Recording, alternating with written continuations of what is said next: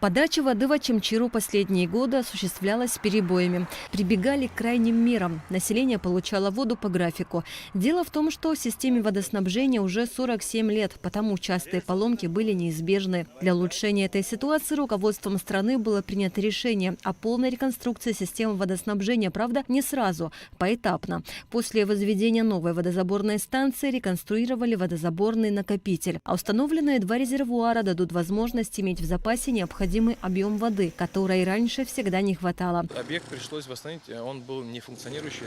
Здесь в данном случае 2 резервуара, который один был функционирующий и питал город, второй был не функционирующий. Соответственно, не хватало этой воды всему городу, и поэтому было принято решение сделать здесь капитальный ремонт и все поменять, чтобы оно было рабочим.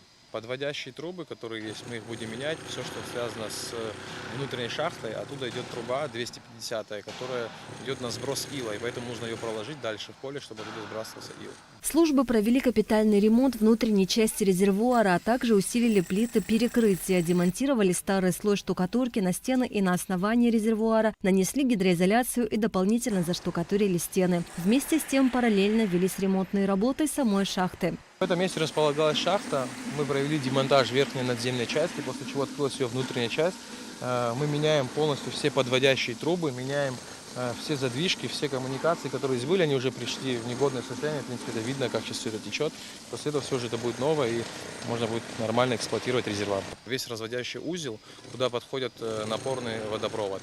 И также оттуда идет на сброс ила. Вот весь этот узел мы полностью меняем, включая строение. То есть оно было на минусовой отметке под землей. Мы полностью его демонтировали, после чего сейчас все это соберем. С завтрашнего дня у нас в городе должны отключить воду на несколько дней, чтобы мы запустили первый раз на пусконаладку сам резервуар.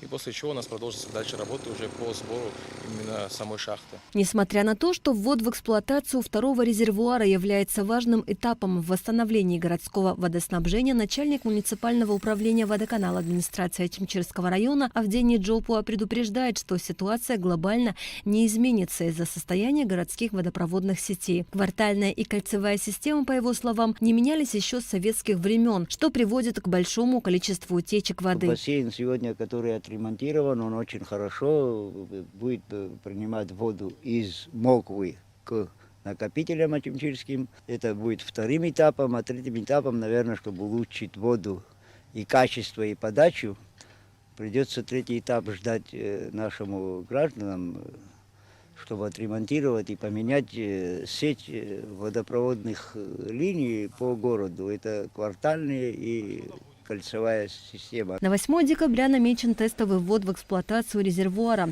На период пуска наладочных работ до воскресенья в Очимчире будет прекращена подача воды. Идут в бассейне ремонты, это которые неотложные. Из-за того, что без этого невозможно, мы отключаем воду на 3 дня. Если это принесет вам неудобства, извините нас. Начальник водоканала обратился к жителям с просьбой отнестись с терпением к временным неудобствам, ведь это один из этапов работ, от которой зависит восстановление водоснабжения.